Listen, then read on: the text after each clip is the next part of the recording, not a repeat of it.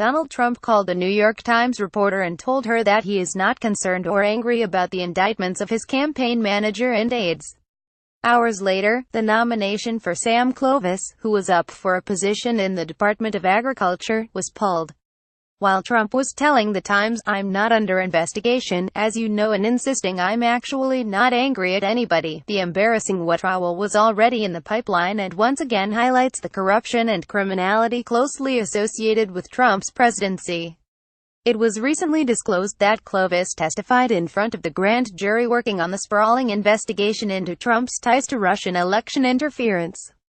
Paul Manafort, who was the chairman of Trump's campaign and an associate of his for decades, was indicted on multiple charges, including conspiracy against the United States. His longtime associate Rick Gates, who also worked on the Trump campaign and visited the White House after Trump took office, was indicted as well. Clovis worked in the scandal-plagued Trump campaign and operated as the supervisor to George Papadopoulos, the Trump aide who pleaded guilty to lying to the FBI. Papadopoulos is currently cooperating with the investigation, and the Trump team has tried to minimize his role, claiming he was simply a volunteer who fetched coffee, even though Trump called him an advisor.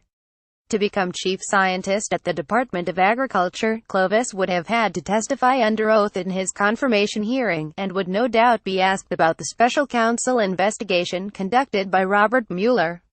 In addition to his role in the Trump-Russia scandal and investigation, reporters have unearthed writing from Clovis associated with conspiracy theorists.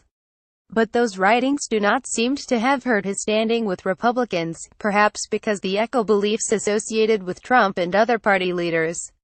In his letter withdrawing his nomination, Clovis lavished praise on Trump. "The political climate inside Washington has made it impossible for me to receive balanced and fair consideration for this position," Clovis wrote. "The relentless assaults on you and your team seem to be a blood sport that only increases in intensity each day." Insisting that he has served the nation for 50 years with dignity, honor and integrity, he concluded by vowing to remain a devoted and loyal supporter.